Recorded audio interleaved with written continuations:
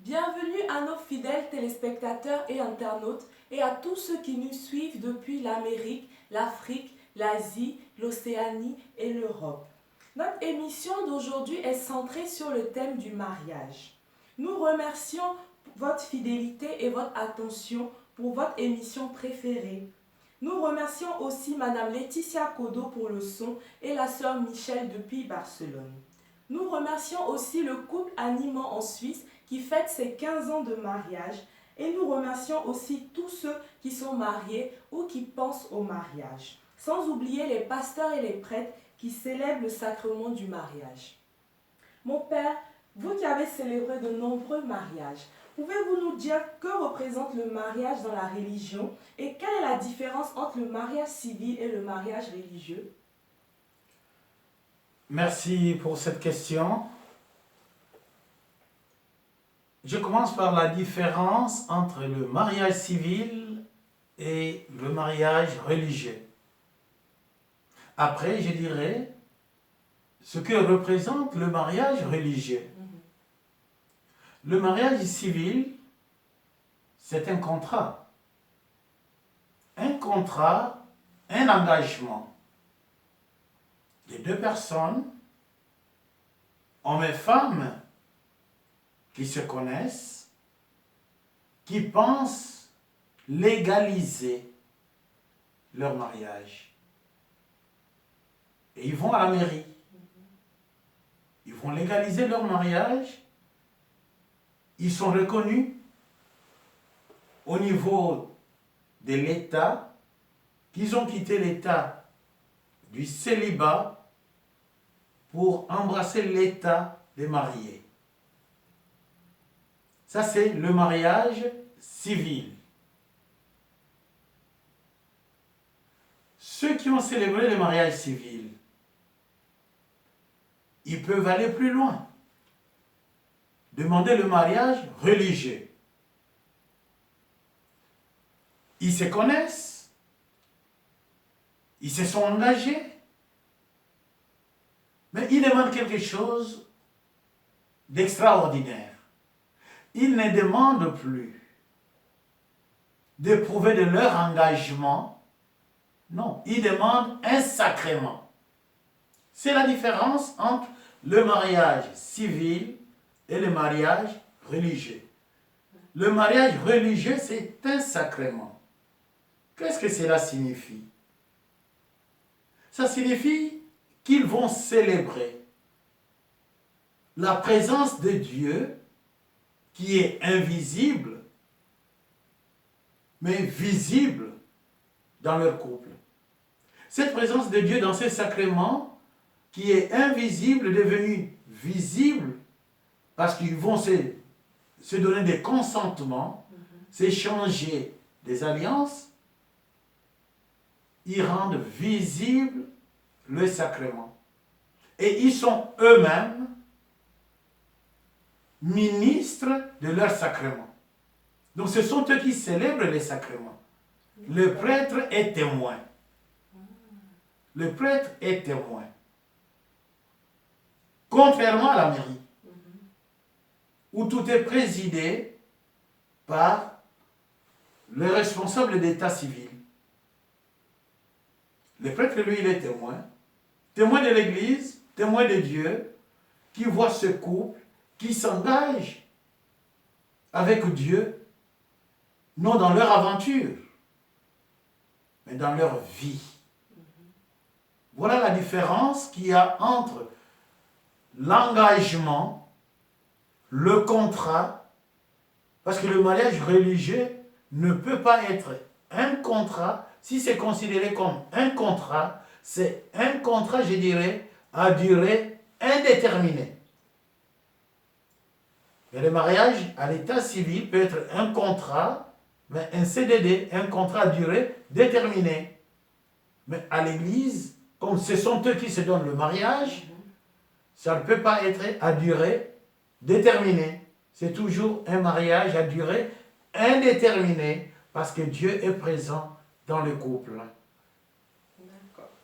Merci mon père pour votre réponse. Maintenant mon père, je voudrais savoir si on choisit de ne pas se marier ni d'entrer dans les ordres, alors que Dieu lui-même nous a dit l'homme quittera son père et sa mère et s'attachera à sa femme. Du coup, est-ce un péché de ne pas se marier? Non, ne pas se marier, c'est pas un péché. Dieu respecte la liberté des hommes. Dieu respecte la liberté des hommes. Il y a de ceux qui pensent qu'il ne faut pas se marier pour diverses raisons. Il y a d'autres qui disent, bon, je ne me marie pas, je vais dans des ordres, je serai religieuse, je serai religieux, je serai prêtre, ou je serai consacré dans le monde. Hein? Maintenant, on voit des laïcs consacrés, on voit des vierges consacrées. Il y a beaucoup de gens qui se consacrent maintenant, hein? Surtout beaucoup de femmes qui se consacrent au service de Dieu et qui ne se marient pas, qui vivent leur chasteté. Il y a des gens qui se consacrent. Ce n'est pas un péché quand on prend la décision soi-même, une décision libre, réfléchie, de ne pas se marier. Parce que le mariage en soi, c'est quoi? Le Seigneur avait dit, avant de construire une maison, il faut s'asseoir. Voir si on est capable de tout rassembler, construire la maison jusqu'au terme pour que les gens ne se moquent pas de vous en disant, voilà, il a commencé une maison, la maison est arrivée au niveau de la fondation, mais la maison n'est pas terminée. Alors là, ce n'est pas intéressant. Donc pour le mariage, pour la vie religieuse, pour la vie sacerdotale, pour tout état de vie, c'est d'abord l'appel. L'appel ou la vocation. Si on se sent appelé pour le mariage, on réfléchit comment je vais bâtir cette maison pour que les gens ne se moquent pas de moi. Si on pense, on a bien réfléchi, qu'on est appelé pour la vie religieuse, la vie sacerdotale, la vie consacrée, on réfléchit comment je vais vivre cette vie. Et si on voit qu'on n'est pas appelé pour diverses raisons à la vie conjugale ou à la vie consacrée, la vie religieuse ou sacerdotale, on est libre, on vit son état de vie pour qu'on soit épanoui dans son choix. Et Dieu respecte notre liberté et notre choix. D'accord, mon père. Mais mon père, dans le cas où on sent qu'on est appelé au mariage, comment peut-on faire pour choisir la bonne personne? Quand on est appelé pour le mariage, le problème des choix, c'est un problème fondamental. Pas seulement pour le mariage. La vie, c'est un choix. Chaque jour, nous faisons des choix. Mais il y a des choix qui sont plus importants. Comme le mariage, comme la vie consacrée, la vie religieuse ou la vie sacerdotale. Ce sont des choix importants. Parce que ce sont des choix qui nous déterminent dans notre état de vie. Face à ces choix importants, on prend le temps. La question n'est pas de choisir la bonne personne. Non. La question n'est pas de choisir la bonne personne. Moi, je vois souvent les gens venir dire, oui, je l'ai choisi, il est intelligent, il est beau, il est ceci. Moi, je dis toujours, ne choisis pas le présent. Choisis ce que vous serez quand vous aurez 90 ans. Il n'aura plus de cheveux, il aura des cailloux comme moi sur la tête. Vous voyez? Donc, on ne choisit pas le présent. On ne choisit pas la bonne personne. On choisit le cœur de la personne. Mais comment choisir une personne? Parce qu'aujourd'hui, il peut être attentif. Elle peut être attentive. Elle peut prendre soin. Ça, c'est le début. Le début est toujours rose, comme les fleurs. Mais à 90 ans, qu'est-ce qu'on sera? Vous voyez? À 90 ans, qu'est-ce qu'on sera? On est tout jeune, on est heureux, bon voilà, et j'ai 28 ans, j'ai scellé ordonné, je suis tout content, et feu et flamme. Mais si je ne me pose pas la question, qu'est-ce que j'essaierai à 90 ans, quand je ne serai plus en plein ministère, quand je ne serai plus en forme, quand je n'aurai pas autour de moi des enfants, parce que ceux qui m'applaudissent aujourd'hui, ils auront aussi 90 ans. Peut-être certains ne seront plus là. C'est des bonnes questions qu'il faut se poser. Alors, on ne choisit pas parce qu'il est intelligent, sinon on va choisir ceux qui sont intelligents et ceux qui ne sont pas intelligents. Qu'est-ce qu'ils vont faire dans la société? On va choisir ceux qui sont beaux. Mais la beauté, quel est le critère de la beauté? La beauté est relative. L'intelligence est relative. Comme l'intelligence est relative, la beauté est relative. On choisit le cœur. Et pour choisir ce cœur, pour dire qu'on ne s'est pas trompé, il faut aller se mettre à genoux devant le Seigneur. Il faut aller se mettre à genoux.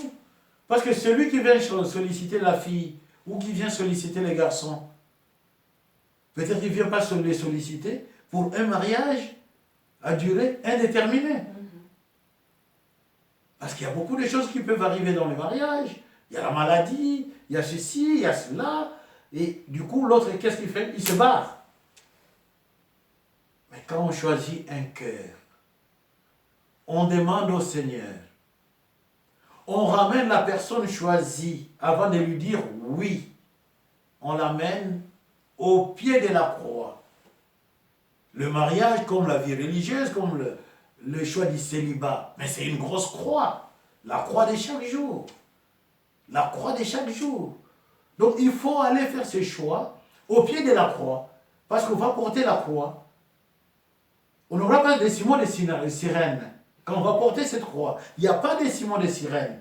Le Christ a eu la chance d'avoir un ciment de sirène. Mais dans la vie, dans nos choix, il n'y a pas de ciment de sirène.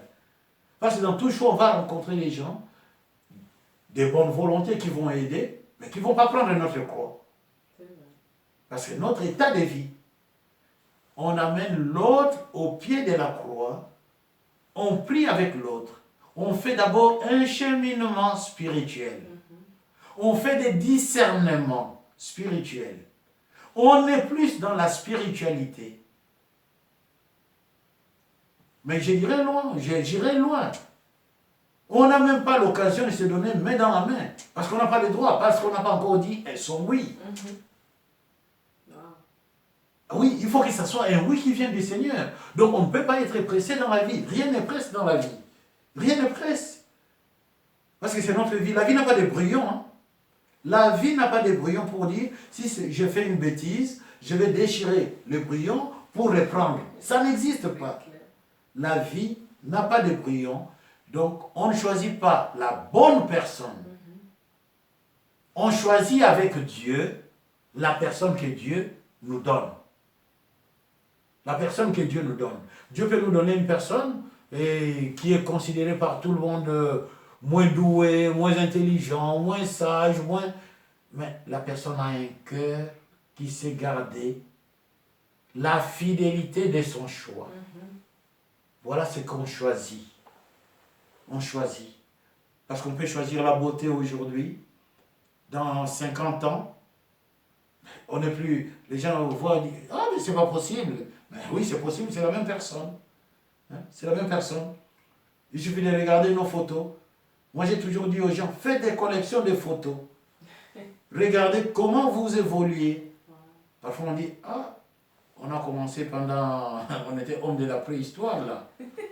Et voilà. Donc, choisir une personne avec Dieu, la personne que Dieu nous donne, parce que la personne fait les discernements dans la prière. Est-ce que c'était un coup de foudre ou c'était une réalité pour que je m'approche à ce monsieur ou à cette dame? Le coup de foudre fait tomber des foudres et les gens meurent. Je vous remercie, mon père. Maintenant, mon père, une fois qu'on a fait le choix, qu'on s'est marié, pouvez-vous nous dire quel est le rôle de l'homme et de la femme dans le foyer? Le rôle de l'homme et de la femme D'abord, c'est la prise de conscience que la femme est femme, l'homme est l'homme. Chacun respecte ce que Dieu a créé. L'homme est l'homme, parce qu'il restera toujours masculin. La femme est femme, parce qu'elle restera toujours féminin. Mais le rôle est complémentaire. Ils se sont choisis pour se compléter. Pour se compléter. L'homme a vu qu'il y a quelque chose qui lui manquait dans la vie. Parce qu'en grandissant, qu'est-ce que l'homme fait? Ou la femme? Qu'est-ce qu'on fait? Quand on grandit, on est d'abord entre nous les garçons. Les filles sont entre elles filles. On grandit comme ça. Puis on ne veut pas s'approcher des garçons. On ne veut pas s'approcher des filles. On arrive en 6e. Ah non, les filles sont entre elles, les garçons entre elles. On arrive en 3e, les filles entre elles, les garçons entre elles. En 5e. On arrive en 4e. Les garçons commencent à provoquer les filles.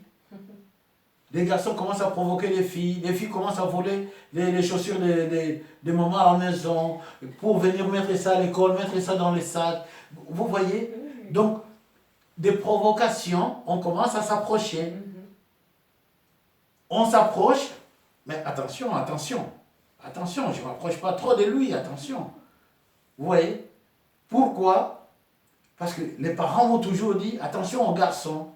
Les parents m'ont toujours dit, attention aux filles. Tout à fait. Alors, je m'approche, mais attention. On arrive en 3e. On dit, oui, on écoute les potes, on écoute les camarades, on essaye. Vous voyez? Et on avance. C'est la complémentarité parce qu'on se rend compte que j'ai besoin de l'autre. Je ne peux pas exister sans l'autre. Je ne dis pas que je ne peux pas vivre sans l'autre. Non, non. On peut vivre sans l'autre. Parce qu'un jour, on va mourir. Mais je ne peux pas exister. Je ne peux pas être moi-même pleinement épanoui sans l'autre. Donc, du coup, on devient complémentaire. Cette complémentarité, c'est à 100%. À 100%. C'est à 100%. On est complémentaire à 100%. Moi, j'apprécie ceux qui sont complémentaires et la femme dit, bon voilà, viens et je t'apprends à faire des... C'est un exemple que je donne. Je t'apprends à faire des gâteaux. L'homme dit, bon, viens et je t'apprends à tondre les gazons. Parce que le jour où l'autre n'est pas là, ou le jour où l'autre est malade, cette complémentarité, c'est une richesse.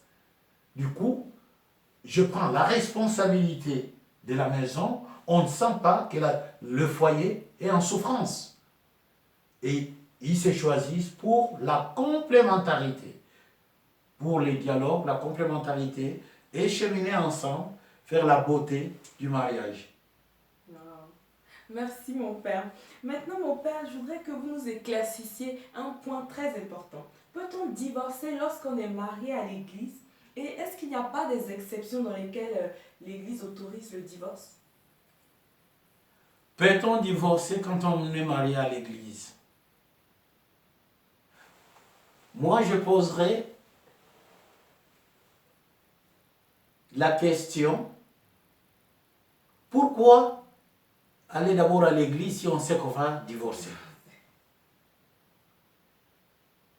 Parce qu'à l'église, on ne va pas provoquer l'église. Quand on divorce, ce n'est pas l'église qu'on provoque. On ne se moque pas de l'église. Non, l'église, c'est le corps du Christ. C'est le corps du Christ. Le Christ est la tête de l'église. L'église, c'est une assemblée. Quand on dit église, c'est une assemblée, une famille, peuple de Dieu.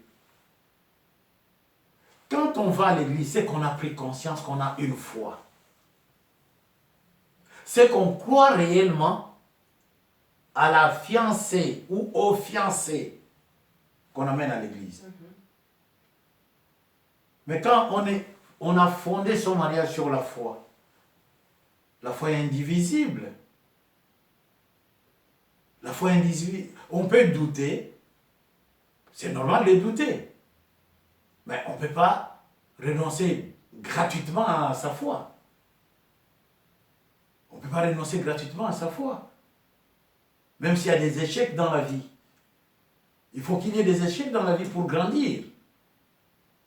On ne peut pas renoncer à sa foi. Donc le mariage est fondé sur la foi. Cette foi fait que je fasse alliance avec qui? Avec Dieu. Cette foi fait que j'appelle Dieu en célébrant mon mariage, accepter le prêtre comme témoin. J'appelle Dieu dans mon couple.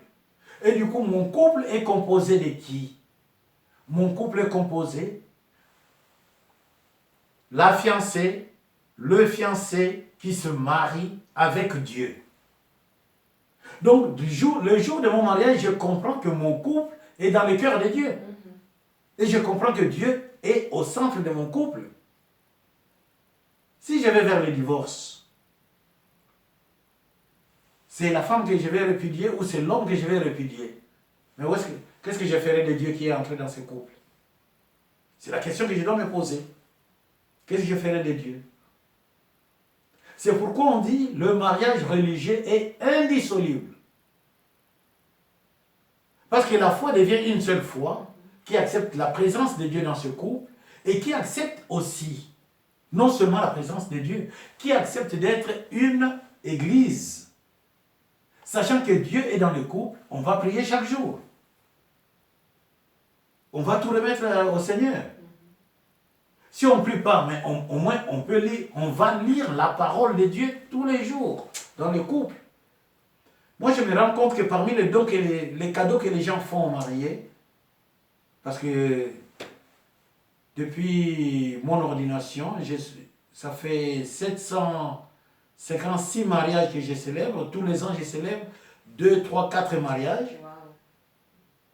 Et quand je regarde les cadeaux qu'on donne aux gens, il y a toujours la Bible. Je dis, on ne donne pas la Bible pour blaguer. On donne la Bible pour dire à ce couple-là, vous devez lire la parole de Dieu tous les jours. Il peut arriver, pour des diverses raisons, que les gens ont des soucis, ils n'ont pas le courage d'aller voir leurs témoins de mariage pour discuter avec eux.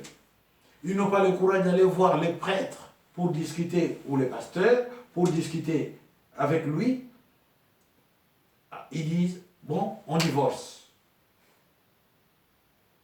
Ils divorcent. Ils vont à la mairie, ils divorcent.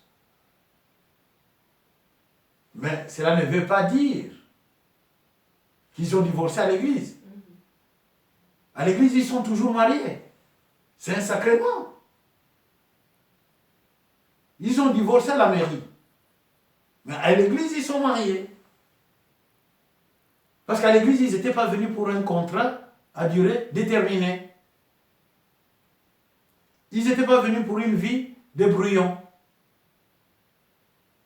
Le mariage, ce n'est pas un stage. Pour dire, je vais au stage, si ça marche bien, on me garde. Si ça ne marche pas, je vais chercher ailleurs. Non, le mariage, c'est le mariage, c'est un sacrement. On appelle Dieu. Comment tu vas faire pour chasser Dieu de ce mariage? Vous voyez? C'est là où le mariage est indissoluble.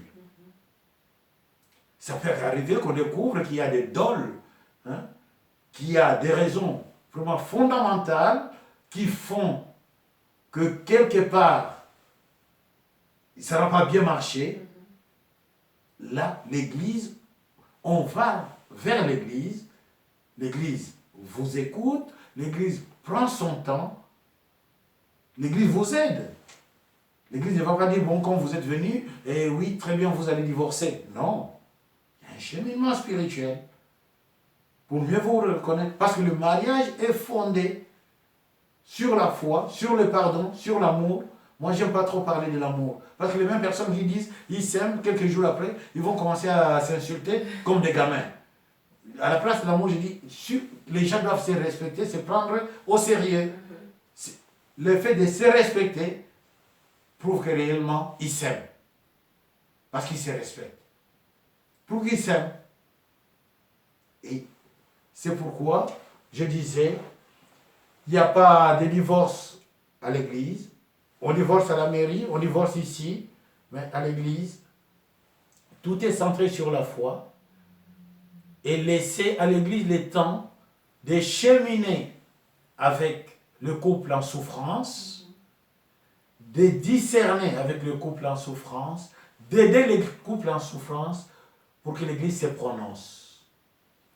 Merci mon Père, je vous remercie vraiment pour toutes ces informations. Maintenant mon Père, je voudrais que l'on s'attarde sur des cas pratiques qui arrivent souvent dans la vie de ceux qui nous écoutent. Donc dans le premier cas qu'on va prendre, c'est l'exemple d'une femme ou d'un homme, un couple marié, et l'un des partenaires découvre que l'autre le trompe régulièrement. Donc que doit faire ce partenaire-là pour ramener sur le droit chemin l'autre qui est infidèle? Pour ramener l'autre qui est infidèle, c'est tantôt je disais que le mariage c'est un sacrement. Le mariage religieux, c'est un sacrement. Avant de recevoir les sacrements, il y a toujours une formation. Pendant la formation, on donne au couple l'occasion de rencontrer, de discuter avec des mariés. Parce que c'est facile de dire, bon, on a été formé, et notre mariage, on a été formé par un prêtre, mais un prêtre, c'est un célibataire. Il ne vit pas ce qui se passe dans le couple. Vous voyez? Même si le couple, les gens viennent se confier à lui, mais en tant que ministre de Dieu, le prêtre donne l'occasion aux fiancés qui se préparent de rencontrer d'autres couples, de discuter avec d'autres couples et de poser des questions à ces couples-là, en dehors de leurs témoins. Ils ont d'autres couples, ils peuvent poser des questions. Ces temps de formation, c'est le temps qui permet aux fiancés de poser de véritables questions sur la fidélité. Parce que le mariage est fondé sur la fidélité. La fidélité vient de la foi. C'est le mot foi. Foi, j'ai la foi, c'est la fidélité. Je crois réellement en toi, qu'il n'y a que toi. Comme il n'y a que toi dans le monde, je t'amène chez le bon Dieu. C'est ça la fidélité. Et en amenant l'autre chez le bon Dieu, il faut accepter les conséquences. On peut amener l'autre chez le bon Dieu, sachant que demain, l'autre peut être gravement malade. Ce qu'on attendait de lui ou d'elle ne va plus exister. Mais on reste fidèle. Parce qu'on l'a amené chez le bon Dieu. On a cru que dans le monde, il n'y avait que lui, il n'y avait que elle. C'est ça la fidélité. Et si on se rend compte qu'il y a l'infidélité qui commence à entrer dans le couple, on s'assoit. S'il y a l'infidélité qui entre, quelque part, il faut dire que le couple-là ne prend pas le temps de s'asseoir et parler. Souvent, le couple, il parle de quoi? De la vie professionnelle. Comment ça s'est passé au travail? Oh, ça s'est bien passé. Il parle des enfants. Mais les enfants partiront et ils vont rester. Ils ont commencé, les enfants n'étaient pas là. Ils ont commencé, les enfants n'étaient pas là. Les enfants partiront. Et le couple doit chaque jour parler de lui. Chaque jour parler de lui. Avant de se réveiller, on réveille l'autre. On prie. Puis, bon, je te bénis, tu me bénis, je vais au travail. Vous voyez? Il commence par là.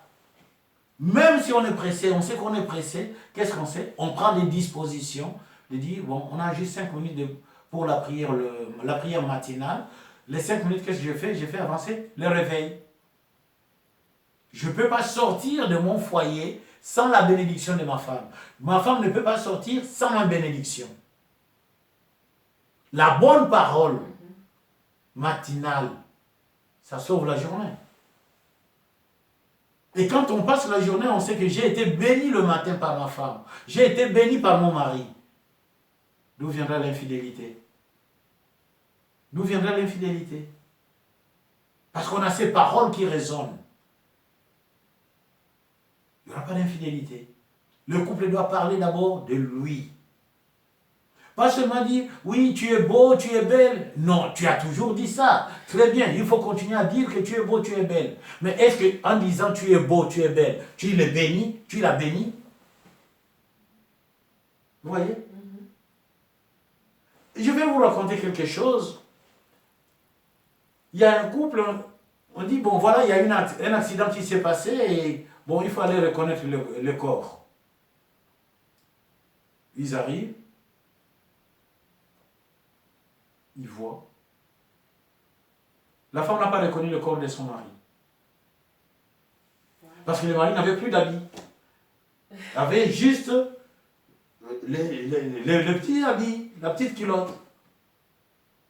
La femme n'a pas reconnu le corps de son mari. Donc la femme n'a pas su, le mari, qu'est-ce qu'il a mis le matin avant de sortir. Mais c'est sérieux. Et la personne comme ça a le courage d'aller à l'église prier.